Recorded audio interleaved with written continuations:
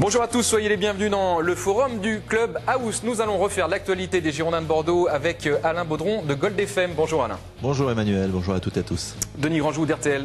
Bonjour tout le monde. La Dream Team est réunie. Ça va les garçons? Ça va bien, oui. Bon, après cette belle victoire face à Arles, 4-2. Ah oui. Ah oui, belle victoire. Oui, bah oui, c'est une victoire, c'en est une, ça vaut 3 points. Ça vaut 3 points. Je vous rappelle. Ok, ça vaut 3 points, c'est 4 buts. Non, c'est bien. Il y a pas mal d'enseignements positifs, on va revenir dessus. Oui. On va parler d'Arles-Avignon, on va parler du retour du boss, le capitaine Abou Diarra, qui fera son retour donc samedi soir. On va parler justement de LOSC, le leader du championnat, qui vient à Chabandelmas. Et puis quelques questions diverses.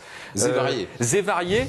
Des interrogations, Louis Nicolin qui est convoqué devant la CNE, Conseil national de l'éthique. J'ai relevé cette petite information. Il faudrait l'inventer. Hein. Ouais. Ah, franchement, c'est un scandale. Enfin, on en parlera peut-être. On va en parler, mais c'est un scandale. On peut commencer, c'est une forme de teasing, ça. Sa dernière phrase, c'est pourquoi il est convoqué devant le CNE. On a le droit de le dire.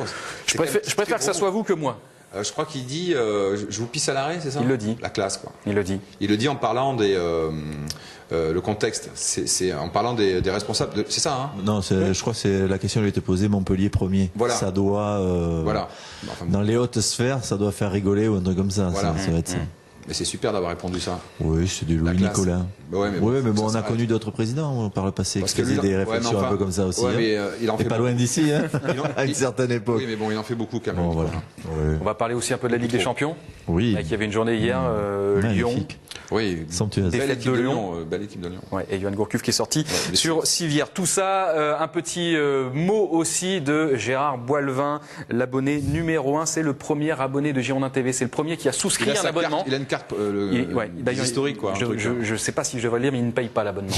J'imagine. Voilà, vu que c'était le numéro 1. Il doit faire du troc, lui, non, pour avoir. C'est la télé contre des bouteilles. Avec une surprise, il va nous présenter encore un autre membre de sa famille, Gérard Boilevin. Allez, on reste quelques instants sur Arles, Avignon, Bordeaux. Est-ce que c'est une belle opération, cette victoire?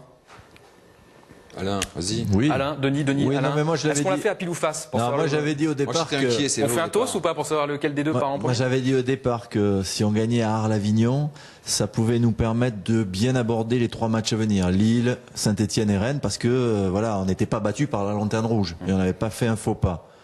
Là, ils ont fait ce qu'il fallait faire. Alors, c'est vrai qu'il y a des circonstances, on peut y revenir. Mais même sans les circonstances, je pense que même à 11 contre 11, on aurait eu à peu près le même score. On était plus... Alain et moi, étions plutôt confiants sur la capacité de Bordeaux à s'imposer à Arles-Avignon.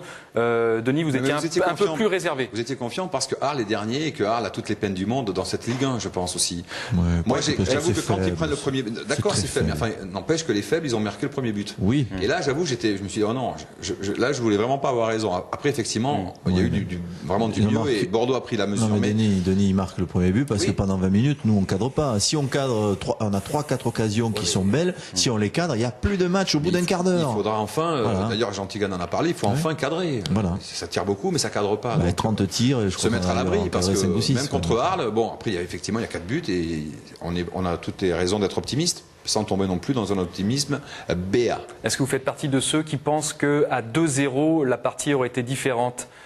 Ah, si Carasso gagne pas son duel face à Djadjedje, je pense qu'on aurait eu des difficultés. Eh ben moi, je suis même pas sûr, Alain. Ah.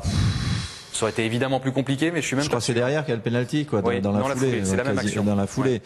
À 2-0, je sais pas si l'équipe aurait pas pris un coup sérieux sur la tête.